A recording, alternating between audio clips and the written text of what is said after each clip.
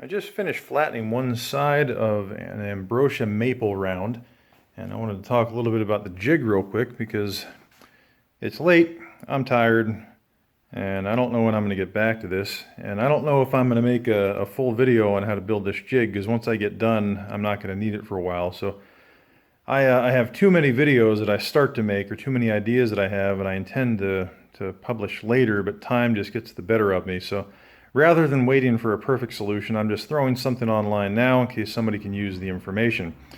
I thought this jig turned out pretty well. I have done router flattening in the past, but not very frequently, and so infrequently in fact that every jig that I've used previously for flattening with the router I have disassembled and thrown out because it eats up too much space in the shop. So my intent with this one was to make something very small and low profile that I could just stick in a bucket or in a cabinet somewhere and not have it eat up all my shop space. This is the design that I came up with.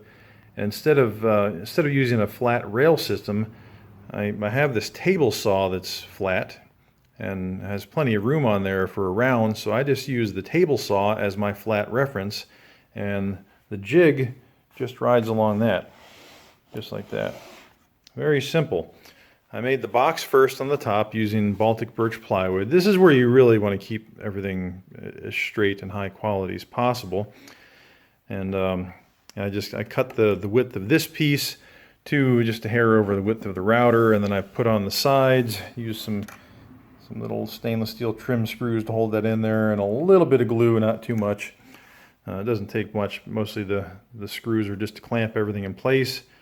And then I worked on the sides. This is it's not really adjustable as far as height goes.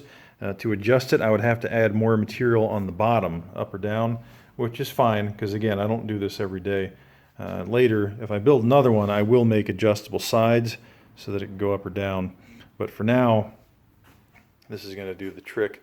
So I just cut these out of some scrap plywood, and I kind of set them on the side here and glued this piece of ash, nice flat piece of ash on there, and then popped in a couple screws to secure it. And then I took it off, and using this piece against my table saw fence, I ripped off just a little bit so that it wasn't sitting on my fence guide right here, because I want to use the table saw top as the reference and not this. And same thing in the back. This is a different distance from the top of the table too, so I wanted this to be my reference in the front and back. And once that was done, I ripped off a little bit from this end, and then I flipped it around so this side was against the table saw fence.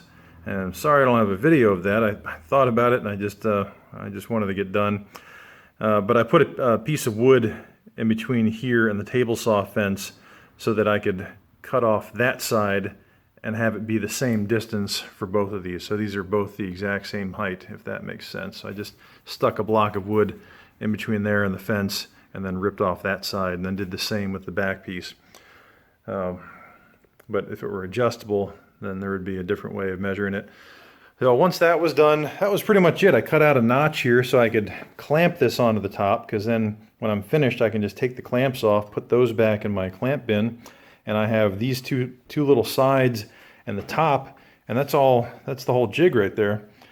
And like I said, I just finished flattening this. Oh yeah, and then I went little by little and just made multiple passes until I cut through here with that router bit so that I knew that I wasn't going to hit the sides or anything.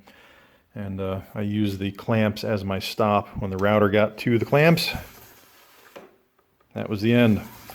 And then I just back and forth until that was done. And then I just grabbed a couple pieces of scrap wood to lift up this board to the right height. I dropped the scrap wood on there, put some clamps on it to hold it onto the table, and the clamps are also locking the wood in place so it doesn't move. I'm not clamping the wood, they're just in there to wedge it in between that clamp, and a piece of scrap wood over here. And then I put a shim in this corner to, because there was a little bit of wobble on this side, and put in the shim to hold it. And then, just little by little, making one pass at a time. And it's important because of the direction that the bit spins clockwise, that you go left to right on each pass. You back up, move it, left to right, and that way you're cutting that way, because if you go the other way, the router is going to want to run like a wheel, fly across there.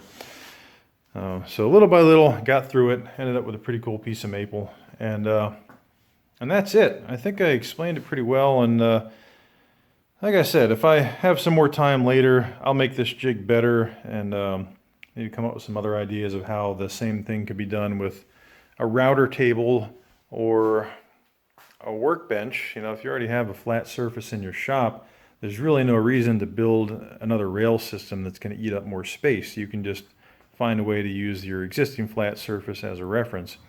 Seemed to work out pretty well, other than the fact that I just realized that my 15-year-old router is not variable speed, and that bit in there is way too big for the speed the router spins, but it worked out okay. I am way too lazy right now to take my 3 horsepower router out of that table, so I just rolled with it. And that's what we got. Hope that was helpful, and again, I'll try to post something better later if time permits. In the meantime, happy woodworking. Build something cool.